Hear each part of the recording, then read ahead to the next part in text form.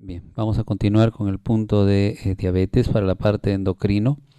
Una recapitulación muy pequeña de lo que es la homeostasis de la glucosa, ¿no? Para recordar la importancia de la regulación por la insulina, ¿no? En los casos de que posingesta, en los casos postprandiales, las concentraciones altas de glucosa son las que estimulan pues la secreción de insulina, que tiene la capacidad de poder aumentar el transporte de glucosa mediante el GLUT4 hacia las células de músculo liso y tejido adiposo, o también en el caso del hígado favorecer la glucogenogénesis, ¿no? Y bajo condiciones de hipoglicemia, entonces el proceso inverso que involucra la liberación de glucagón con una degradación del glucógeno hepático, ¿no? Y también una inhibición de la gluconeogénesis.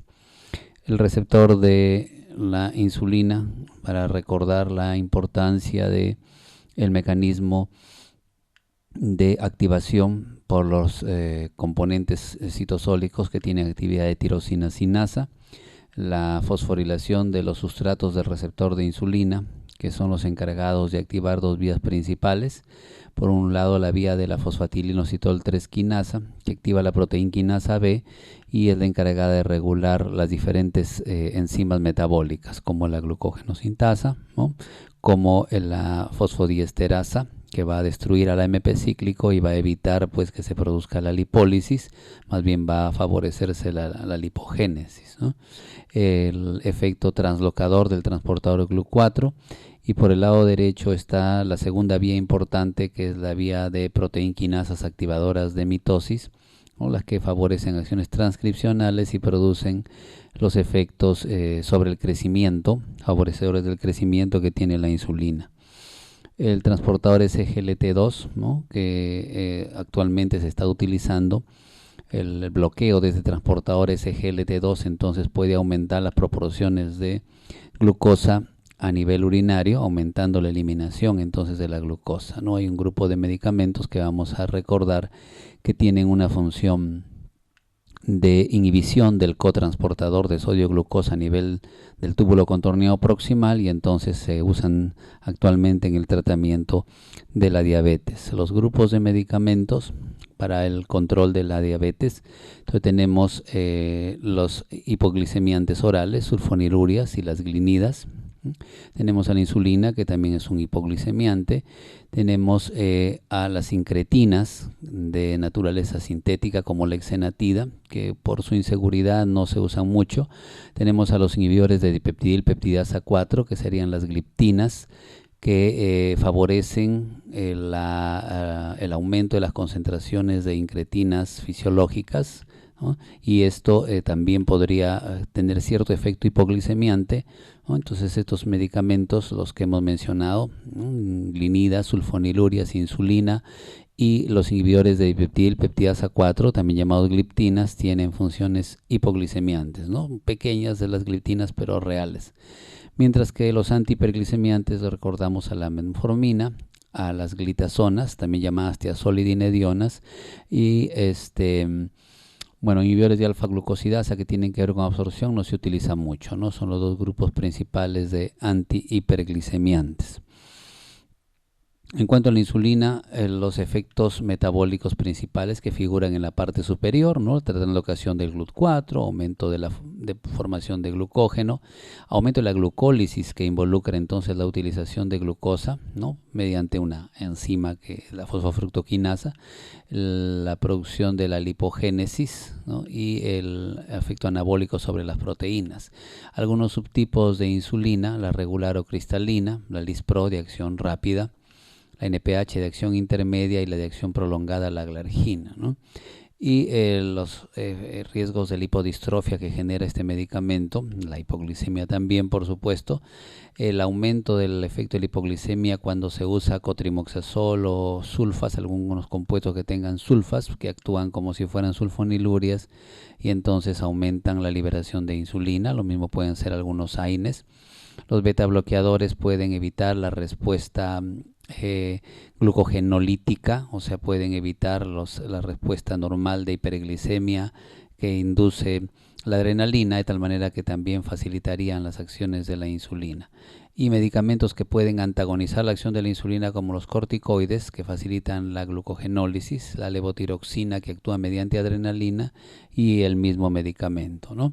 Las dosis de inicio sugeridas en diabetes mellitus insulino dependiente, medio a 1,2 unidades por kilo, y en no insulino dependiente de 5 a 10 unidades por día, aunque es mejor capaz considerar dosis en unidades por kilo, ¿no? 0,15 por ejemplo unidades por kilo endovenoso en bolo, seguido de una dosis en infusión continua para el manejo de la cetoacidosis, parecido en el caso de el como hiperosmolar. Las presentaciones, ¿no? Ahí están las insulinas rápidas, Lispro, Aspart, ¿no? Tenemos las insulinas de acción corta, la insulina regular o cristalina, recordando que solo esta se puede administrar por vía endovenosa, y acá la NPH, que es subcutánea, al igual que la insulina de acción larga. Las insulinas premezcladas, que ya combinan, por ejemplo, 70% de NPH con 30% de regular, ¿no? Que viene ya como combinación de Humulin 70-30. Estas insulinas premezcladas tienen la ventaja de que son bifásicas, es decir, empieza a actuar la regular y luego es seguida por la acción de la NPH, ¿no? Entonces es acción dual o bifásica. Eso se ve un poco sustentado en el cuadro siguiente, ¿no? Acá lo podemos ver con toda claridad. Uno de los esquemas convencionales de administración de insulina con una combinación de NPH con regular. Entonces se administrar antes del desayuno, ¿no? Antes o a la hora del desayuno, ¿no? A la hora del desayuno se administra coincidiendo con la comida, 8 de la mañana, digamos. Entonces primero empieza a actuar la insulina regular, que inicia su efecto a los 30 minutos y cubre la glicemia del desayuno.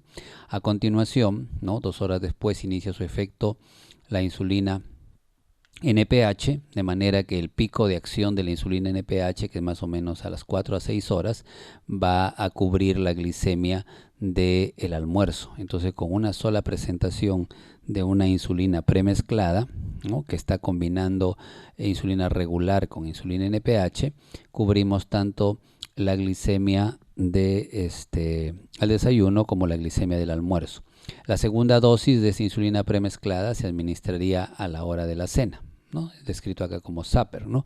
A la hora de la cena, entonces, la administración de la segunda dosis va a generar un control de la glicemia de la cena con la regular, y la glicemia nocturna, que se produce siempre por las noches, un cierto nivel de hiperglicemia, es controlada por la NPH. Como los alimentos que ingerimos principalmente son abundantes en desayuno y en almuerzo, entonces 2/3 de la dosis deben darse en la mañana y 1/3 de la dosis debe darse en la tarde, ¿no? Entonces supongamos que fueran 30 unidades diarias que debería recibir el paciente, 20 unidades de la insulina premezclada se administrarían en la mañana y 10 unidades en la tarde, ¿no? Una coincidiendo con el desayuno y la otra coincidiendo con la cena, ¿no? Ese sería más o menos un régimen de administración. Esto es lo mismo, sino que está considerando a la insulina NPL y a la insulina Lispro. La diferencia aquí es que la insulina Lispro es de acción ultra rápida, entonces su efecto prácticamente es inmediato, 5 a 15 minutos ya está empezando a actuar. Entonces hay que ser un poco más cuidadoso, ¿no? Administrarlo justo en el momento en que la persona va a empezar a ingerir sus alimentos. Y la NPL, que es una modificación de la NPH, pero que incluye insulina Lispro, tiene un pico también un poco más rápido que la otra insulina, que era la NPH. Al final es un esquema similar, con un inicio de acción un poco más rápido, nada más. La otra diferencia es el costo, ¿no? Si le damos brevemente una mirada a la diapositiva, podemos ver de que la insulina NPH más la regular, el Humulin 70-30, cuesta más o menos $25. En cambio, el Humalog, que es NPL más Lispro, cuesta $58, ¿no? Eso es más o menos al cambio más del doble, ¿no es cierto? El costo. Entonces, ese es un poquito también la diferencia. Otro esquema menos apropiado, pero que en algunas ocasiones se utiliza, es el uso de insulina glargina, ¿no? Al momento de acostarse. La insulina glargina, que es una insulina de acción prolongada, no tiene picos séricos, tiene un efecto consistente, ¿no? Una meseta. Si nos fijamos nosotros, no hay un pico como acá. Es un efecto, sube la dosis y ahí se mantiene de manera más o menos uniforme. Sin embargo, El problema está en que para controlar las glicemias de los alimentos, o sea, del desayuno, del almuerzo y de la cena, hay que picar 3 veces más al paciente. Entonces son 4 hincones, digamos, al día. Nos conviene más usar un método como este o como este de acá, que con 2 hincones nada más, ¿no? Es más fácil de cumplir y va a controlar también la glicemia de las 24 horas. Algunos esquemas para el manejo de diabetes tipo 1, por ejemplo, está en inglés esto, pero se entiende, ¿no? Diabetes tipo 1 o un paciente diabético tipo 2 que requiere tratamiento con insulina. Hay dos opciones, que el paciente esté comiendo o que el paciente no esté recibiendo nada por la boca, ¿no? Si el paciente está ingiriendo alimento, se puede mantener el régimen ambulatorio de tratamiento, ¿no? Manteniendo siempre el control de la glucosa, ¿no? Y considerando pequeñas reducciones en la ingesta calórica, ¿no? Reducciones o cierta restricción, ¿no? En la ingesta calórica del paciente. Si la glucosa está mal controlada a pesar de esta restricción en la ingesta, entonces hay que empezar con una dosis basal de 0,2 a 0,3 unidades por kilo por día, ¿no? Que puede ser insulina NPH, ¿no? Cada 12 horas, ¿no? O en la otra insulina que es la insulina de Temir, ¿no? O también se puede usar insulina glargina. A esta insulina, ¿no? NPH cada 12 horas se le puede agregar insulina con los alimentos a dosis de 0,05 a 0,1 por kilo por alimento que consume el paciente, ¿no? Claro, se puede usar Lispro, Aspar, glulicina o simplemente insulina regular, insulina de acción rápida, ¿no? Y corregir finalmente aumentando las dosis de insulina por cada 50 miligramos por encima de 150 que se encuentre la glucosa, ¿no? Es decir, si está en 200, por ejemplo, la glucosa, agregar a la dosis que haya salido 4 unidades más, entre 1 a 4 unidades más. Si está en 250, 8 unidades más como límite, ¿no? Y más o menos es un esquema entonces de manejo de la glicemia. En el paciente que está comiendo y en el que no está comiendo, pues también se establece un cálculo de 0,2 a 0,3 para empezar y se hace la corrección igual, ¿no? Por cada 50 miligramos por encima de los 150, ¿no? Se va agregando sobre la dosis que haya salido entre 1 a 4 unidades, ¿no? Entonces más o menos eso es un esquema de tratamiento. Y otro esquema de tratamiento, ¿no? Paciente diabético tipo 2 recibiendo terapia con dieta, con solamente, que es raro ahora, ¿no? Y agentes orales, ¿no? Entonces, si está comiendo, continuar los agentes orales y regular las dosis de insulina, parecido a lo que estaba en el esquema anterior. Y si no está consumiendo, no recibiendo nada por la boca, entonces, como está en NPO, capaz algún trastorno de conciencia, en fin, descontinuar los agentes orales e ir al manejo con insulina, ¿no? Empezando siempre las correcciones a partir de 1 a 4 unidades por cada 50 miligramos de glucosa por encima de 150, que sería el valor de inicio. Para administración de insulina, algunas consideraciones, algunos tips, como dice acá. Nunca hay que mezclar la glargina con otra insulina, ¿no? Cuando los pacientes tienen en frasquitos separados la insulina de acción rápida y la insulina de acción intermedia, se pueden mezclar, pero hay que administrarlos en la jeringa antes de que pasen 15 minutos, ¿no? Los lapiceros de insulina pueden mejorar la eficacia, la seguridad de la dosis. O sea, mejor que con una jeringuita, es más apropiado considerar los lapiceros. El sitio de inyección debe estar limpio, no es indispensable que se use alcohol, pero sí tiene que estar limpio. Y debe rotarse siempre, como sabemos, el sitio de la administración de la insulina para reducir el riesgo de la lipodistrofia, ¿no? Que genera la insulina. Entonces, la absorción es variable. El abdomen es el que tiene en reposo la absorción más rápida, seguida por el brazo y finalmente por la pierna, ¿no? O por el muslo. Entonces, en esa secuencia es la velocidad de absorción. Claro, si la persona hace ejercicio, ya la velocidad de absorción aumenta, pues, ¿no? Esto es válido para el caso de el reposo. La insulina basal, al empezar la administración de insulina, ¿no? Entonces las dosis pueden ser de 0,1 a 0,2 unidades por kilo, ¿no? Claro, dosis más altas pueden considerarse en pacientes que tienen mal control de la glicemia, ¿no? Entonces se puede empezar, es una cuestión convencional de 10 a 20 por día, u otra forma un poquito más apropiada de 0,1 a 0,2 unidades por kilo. Entonces hay que ir ajustando un poco las dosis de insulina, ¿no? conforme pues se encuentren por niveles de 140 miligramos, agregar más o menos 4 unidades, y si está entre 110 y 140, agregar más o menos 2 unidades, ¿no? Después los pacientes con diabetes tipo 2 pueden necesitar una dosis total de 1 a 1 o 2 unidades por kilo para mantener nuestro gol, que es la hemoglobina glicosilada, menos de 7%, ¿no? Entonces eso es posible, ¿no? Se puede empezar de 0,5 a 0,6 unidades y puede llegarse hasta 1 a 1 a 2 unidades por kilo por día en pacientes diabéticos tipo 2, ¿no? Bueno, entonces hay algunos criterios ahí a tener en cuenta, ¿no? En el caso de terapia para diabetes mellitus tipo 1, entonces 3 a 4 inyecciones por día, ¿no? Esa es la idea. Evaluar, ¿no?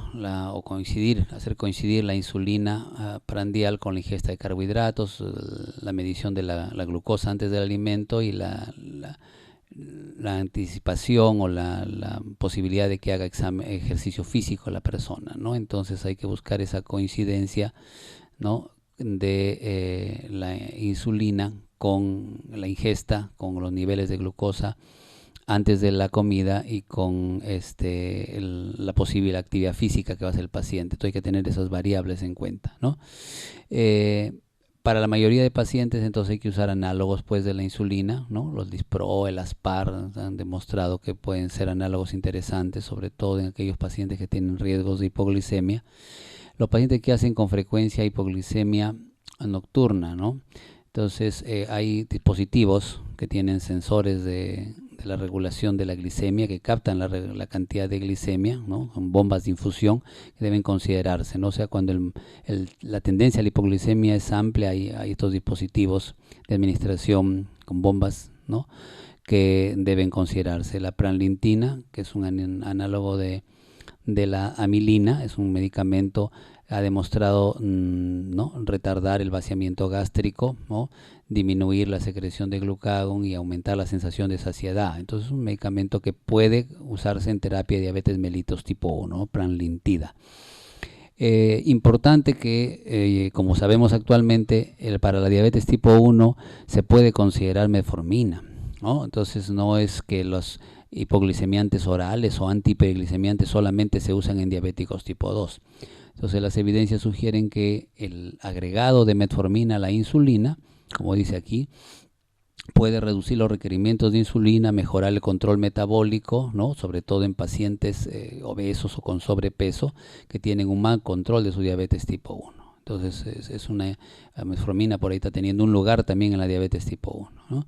Y las terapias aprobadas para el tratamiento de la diabetes tipo 2 están evaluándose en este caso en la diabetes 1, o sea, se han considerado medicamentos para la diabetes 2 que pueden tener utilidad en la 1, como las incretinas, los inhibidores de peptidasa 4 y los inhibidores que mencionamos al principio del cotransportador, del SGLT2.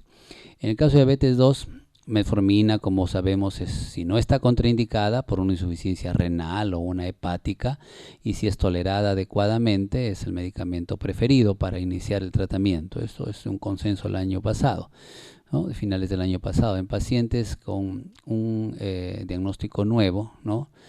Y niveles de glucosa pues elevada, hemoglobina glucosilada elevada, considerar entonces como terapia de inicio a la insulina, ¿no? O sea, cuando es un paciente nuevo pero que tiene niveles muy altos, en particular de la hemoglobina glucosilada, se puede incorporar a la terapia de inicio la insulina, ¿no? Con o sin, como dice acá, otros agentes adicionales. Si no se mantiene, ¿no? Con el tratamiento, ¿no? Que no sea de insulina, que sea de otro medicamento, la hemoglobina glicosilada, ¿no? Por debajo de los niveles normales después de 3 meses, entonces hay que agregar un segundo agente oral, ¿no? Un agonista del receptor de una incretina o insulina basal, o sea, considerar algunos medicamentos adicionales cuando no se consigue después de 3 meses de tratamiento con la hemoglobina glicosilada menor de 7%, ¿no? Entonces todo paciente debe ser pues guiado en la elección del agente farmacológico, ¿no? Debe considerarse para cada paciente individual el tratamiento farmacológico. Y esas consideraciones para elegir el agente incluyen la eficacia, ¿no? Entonces, el paciente debe estar consciente de qué tipo de medicamento está usando en términos de eficacia, de costo, debe saber los efectos adversos, ¿no? Las modificaciones en el peso, las enfermedades, hay que tenerlas presentes concomitantes, ¿no? Las insuficiencias sobre todo, renales, hepáticas, el riesgo de hipoglicemia que conlleva el medicamento y las preferencias del paciente. Entonces, una aproximación centrada en el paciente siempre debe hacerse para elegir el medicamento, ¿no? Y como sabemos, toda diabetes 2 progresa y al final el paciente va a requerir seguramente tratamiento con insulina a largo plazo. Características de glibenclamida, importante, una eficacia en términos de corrección de la hemoglobina glicosilada igual a repaglinida y metformina, un poco superior a las tiazolidinedionas, una excreción renal y hepática importante, 50-50%. El riesgo de hipoglicemia que conlleva la glibenclamida y el aumento de peso, que es una de las molestias, digamos, que se presenta y que incomoda más a los pacientes que usan glibenclamida. Puede obtenerse menos aumento de peso con glipizida o con gliburida, que son sulfonilurias de generaciones más recientes. Aumenta el riesgo de hipoglicemia con el uso de beta bloqueadores, por ejemplo, con los mismos IECA. Y puede la rifampicina o los corticoides producir una reducción de los niveles de glibenclamida y disminuir el riesgo de hipoglicemia, ¿no? Está contraindicado en los casos de las acidosis, de la cetoacidosis, en los cuadros agudos de exacerbación, como en el coma hiperosmolar y en algún episodio de estrés severo, como el trauma severo, ¿no? En cuanto a la metformina, recordar su mecanismo de acción principal, que es la inhibición de la gluconeogénesis a nivel hepático, ¿no? Un aumento de la utilización de la glucosa. Estos efectos dependen de la AMP quinasa, un aumento de los transportadores GLUT4. Aquí falta una reducción de la absorción intestinal de glucosa, también es un efecto interesante de metformina. Una excreción renal del 90%, entonces está contraindicada en la insuficiencia renal, ¿no? Menos de 60 mililitros de aclaramiento ya limitan el uso de metformina. Igual eficacia que sulfonilureas y glanidas, un poco mejor que tiazolidinedionas. Al contrario, la anterior hace que se pierda peso, pero uno de sus efectos adversos más conocidos es la acidosis láctica, pues al inhibir la gluconeogénesis y al facilitar la glucólisis, entonces facilita la acumulación de lactato. Entonces eso es una de sus reacciones adversas más conocidas, la acidosis láctica, ¿no? Entonces sus niveles pueden ser aumentados por estos medicamentos que están acá, que interfieren un poco con su eliminación renal, y está contraindicado en las insuficiencias en general, ¿no? En la cardíaca, en la renal, en la hepática, en la acidosis láctica en particular. Esto es el mecanismo de acción de las tiazolidinedionas. Las tiazolidinedionas en realidad son moduladores transcripcionales. Entonces vemos acá que al unirse la tiazolidinediona al receptor activado por el proliferador de peroxisomas, también llamado PAR, ¿no? Receptor activado por el proliferador de peroxisomas, al unirse a él va a activar la transcripción de enzimas, la transcripción metabólica. Y al mismo tiempo puede, al unirse al mismo receptor, inhibir, transreprimir, como dice acá, bloquear la transcripción de protooncogenes que sintetizan citocinas inflamatorias o sustancias o enzimas proinflamatorias. Entonces es un aspecto importante y que está aquí reflejado. Por ejemplo, ¿no? A nivel hepático, ¿no? Puede disminuir las apoproteínas que ayudan a exportar los triglicéridos, la VLDL, por ejemplo, ¿no? Puede incrementar a los transportadores de ácidos grasos como la carnitina palmitoil transferasa, que ayuda a la degradación, a la utilización de los ácidos grasos a nivel del hígado, ¿no? La llamada beta oxidación, ¿no? Puede incrementar el GLUT4, por ejemplo, en el músculo esquelético, entonces aumenta la entrada de glucosa al músculo y su utilización, ¿no? Y a nivel del tejido adiposo igual hay efectos beneficiosos como el incremento del IRS1 y IRS2, que son los sustratos para el receptor de insulina y que favorecen entonces la utilización de glucosa por el tejido adiposo. Y a nivel de las paredes de los vasos sanguíneos podemos ver por ejemplo, que disminuye las moléculas de adhesión, lo cual puede modificar un poco la respuesta inflamatoria, ¿no? Disminuye un poco la oxonitricosintasa, ¿no? Disminuye algunas metaloproteinasas que tienen efectos inflamatorios, de manera que hay efectos beneficiosos de este complejo de la tiazolidinediona con el PAR, ¿no? Tiene efectos antiinflamatorios interesantes y tiene efectos permisivos metabólicos también importantes. El que ha quedado digamos vigente es la pioglitazona, es un agonista del receptor del activador de proliferador de peroxisomas, como dijimos, una biodisponibilidad buena por vía oral, una excreción biliar, entonces hay que tener cuidado con la insuficiencia hepática. La rosiglitazona, que salió antes que la pioglitazona, era hepatotóxica y por eso se descontinuó, ha quedado la pioglitazona. Una eficacia un poco inferior a sulfonilurias y glinidas. Algunos efectos adversos, incluye el aumento de peso, ¿no? Parecido a las sulfonilurias. La rifampicina puede reducir sus concentraciones, ¿no? Y algunas tiazidas pueden sinergizar su efecto produciendo cierto riesgo de hipoglicemia, no adecuada para los manejos de las descompensaciones agudas ni en las insuficiencias como está ahí descrito. Entonces, cuando nosotros queremos comparar la eficacia de los fármacos antidiabéticos, entonces podemos ver que eso debe hacerse en función de la reducción de la hemoglobina glicosilada. Y definitivamente la insulina parenteral es la que reduce en mayor proporción el porcentaje de hemoglobina glicosilada. Luego están más o menos empatando pues las sulfonilurias y la metformina, ¿no? Las biguanidas, ¿no? Entonces tanto la glibenclamida, la gliburida, en fin, la metformina más o menos tienen un porcentaje de reducción parecido. Igual sucede con las glinidas, que llegan hasta 1.5.